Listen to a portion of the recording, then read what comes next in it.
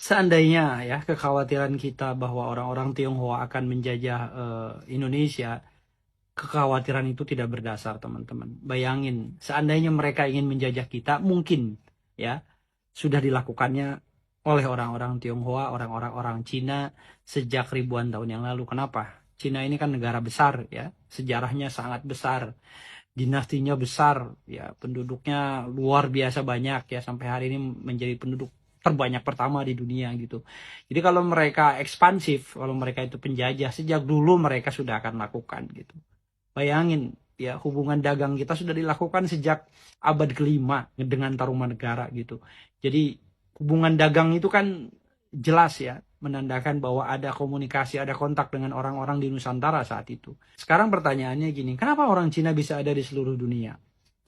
Orang-orang Cina bisa menguasai perekonomian. Gini, orang-orang Tionghoa itu mentalnya adalah mental pedagang, ya, mental saudagar.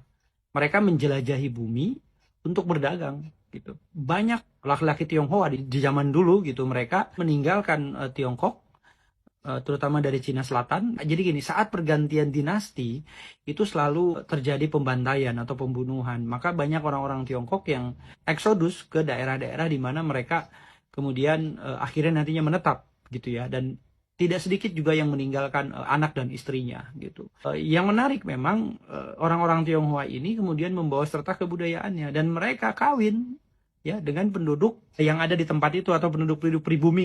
Kebudayaan itu mereka bawa gitu. Nah, contoh misalnya kita sering makan bakso ya. Bakso itu ada daging babi yang dibuletin.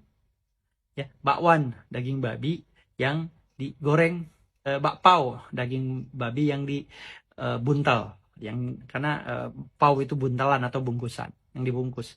Kemudian bacang, ya, daging babi yang diikat, karena cang itu artinya ikat. Orang Sunda bilangnya cang-cang. Gelombang kromong, ya itu dari Cina. Panjat Pinang, satu perlombaan yang dilakukan pada saat upacara festival hantu. Dan ini dibawa dari Tiongkok, yang juga dilakukan di Nusantara. Nah, Panjat Pinang inilah yang juga sempat dilarang zaman dinasti Ming dan Qing ya, di tahun 1300 sampai tahun 1900-an. Di negeri Tiongkok sana dilarang karena ribuan orang korban jiwa. Tahun 2017 patah lehernya gara-gara Panjat Pinang, meninggal. Apakah semua barangnya kalau ada di atas puncak itu dijual bisa mengganti nyawanya? Enggak. Ya, bisa membiayai pengobatan? Enggak, gitu. Jadi kembali ke orang Tionghoa. Orang Tionghoa kalau mau menjajah udah dari dulu pasti dilakukan sama mereka. Apalagi dengan kekuatan negaranya. Ya, bahkan hingga saat ini. Orang Tionghoa itu pengusaha, saudagar sampai hari ini. Dan dia terus membangun, ya, menjaga denyut jantung perekonomian dari Republik ini. Jadi mari saatnya kita hari ini bekerja sama ya, jangan berperang, jangan bertengkar lagi dan hilangkan adu domba di antara kita ya.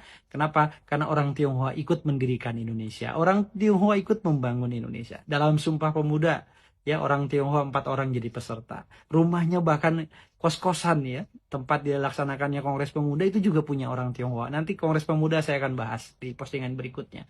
Ya, yang nyusun Undang-Undang 45 itu juga orang Tionghoa. Yap Juan Bing salah satu yang ikut menyusun ya. Ada pahlawan dari Tionghoa, Laksamana John Lee ya, seorang pejuang kemerdekaan. Dia orang Tionghoa. Jadi orang Tionghoa ini ikut membangun negara ini, ikut mendirikan negara ini, dan mereka punya tempat, punya hak yang sama. Orang Tionghoa yang ada di kita hari ini berarti mereka juga orang Indonesia.